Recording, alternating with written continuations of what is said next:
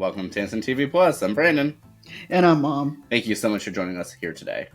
Yep, thank you for joining with us again. We always love doing this. And Mom, how's your day going thus far?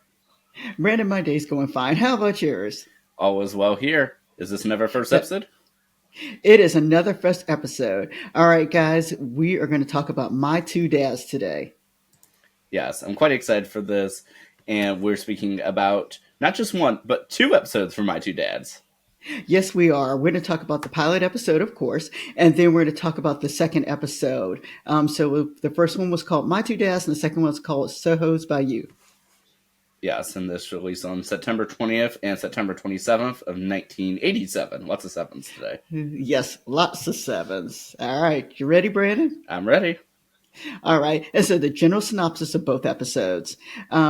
First of all, Joey and Michael are both brought in by the court system, and they discover that they have inherited a child.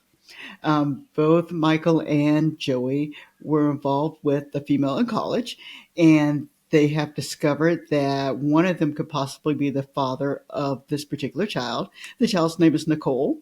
The mother has passed away very recently, and in her will, she left the custody of Nicole to be split by both the dads.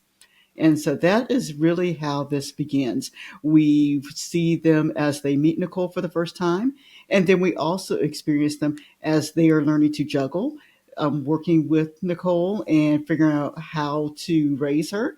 And then we also learn, they also try to figure out where she's going to live, in the sense that Michael lives in an apartment in one side of the city and Joey lives in a different part of the city, with two extreme different types of viewpoints. And so we see them in both of their areas, and find out where she eventually will live.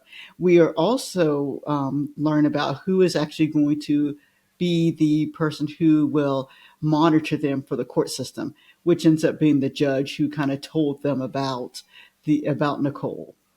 And so this is really the first two episodes of My Two Dads. Well, Mom, thank you so much for that. You're welcome, Brandon. And Mom, I already know the answer, but I have to ask, what were your thoughts about these two episodes of My Two Dads? I absolutely loved it. I mean, I cannot explain how I absolutely love both of these episodes. I did watch the show when it premiered in that time period at 87. You and I have binged this, and we binged this. Well, I can't remember when, but we both, and I think your brother was involved too. We all binged the series, and so this was not new for you to watch, which was nice to go back and watch a show that both of us have seen together, and we both laughed out loud. Yes, I would say not every show we can laugh out loud for, but this is one of them. And I remember we liked the show, but I didn't remember, being able to laugh out loud to it for a whole, two episodes straight. Yes, we did, and we actually started the third one, but we kind of stopped, so we need to concentrate on these first two episodes. But yes, so before even going into more of the analysis, I do have to ask, of course, would you continue watching or watch again? Oh yes, I would absolutely continue watching the show. I would. Yes, and of course I would as well. We could probably start a big mini marathon on it, but I guess to dissect it a little bit further, why would you say that we really enjoy this? And I said we had practically memorized it by the time of the second viewing. Yes, and and I've seen them, of course, more times than you have, and because I've had a tape previously. But yes, we have. I have almost memorized the first episode, and so I would say because it is very well written, it is consistent. It makes sense, and it's just funny. The writers on here, they got it right. I know things kind of changed a little bit later in this series dynamic, but initially it was done really, really well. Yes, and I think what's sort of funny about it too is that it sort of diverged from the expectation as well. I mean, of course, the show's called My Two Dads. I mean, of course, that's what you have to expect. But the show starts off with with the two of them, Michael and Joey, going to to that court to go see the judge, and they're told that they're going to both get half of the estate, and it's like, okay, well, we'll appraise it and sell it and split it off, and nope, congratulations, it's a girl. Yes, yes. And then what's also nice is the judge is a character also. And so, we're not just introduced to the judge. The judge becomes, she is part of the plot. And so there is a female dynamic in there too. And it's nice to see that they thought about this ahead of time.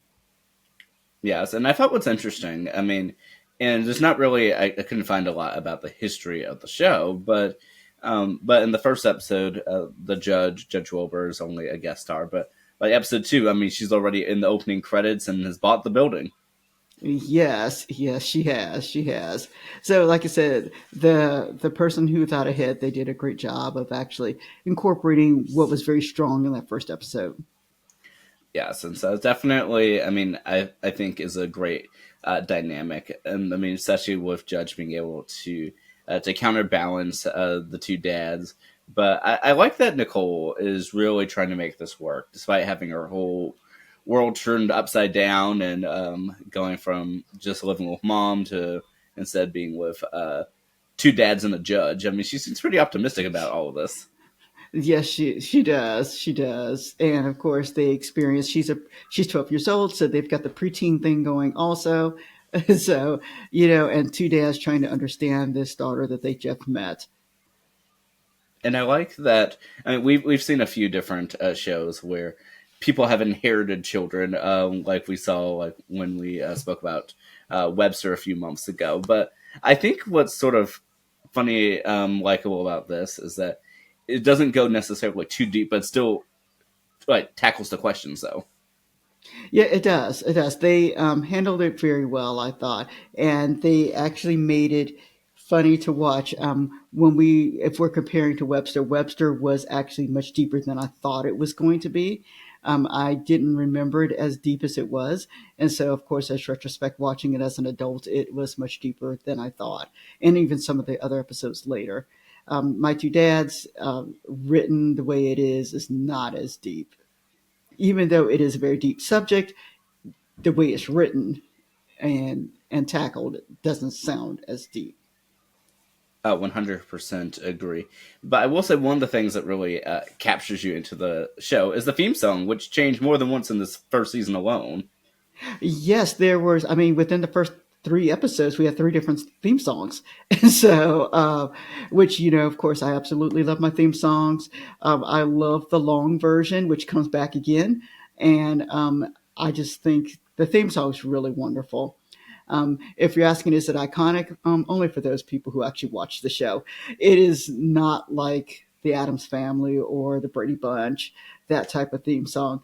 However, if you did watch the show, I think you will remember the theme song.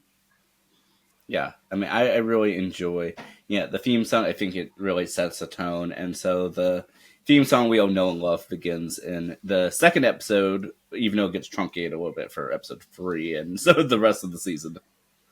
Yeah, but the longer one does eventually come back, which Yes, is interesting. So yeah, so they had multiple versions of the theme song. yes, and so what's interesting is that the first one you truly get sort of the pilot esque theme song, just instrumental. It's not quite the actual song, but somewhere close to what ended up becoming episode two. You get a lot of I'm not going to say explanation, but you get sort of the basis of what sort of becomes the theme song, at least the vocals, and then number three you get the, as I say, the rest of the season one with the explanation that sort of tells the story of the show.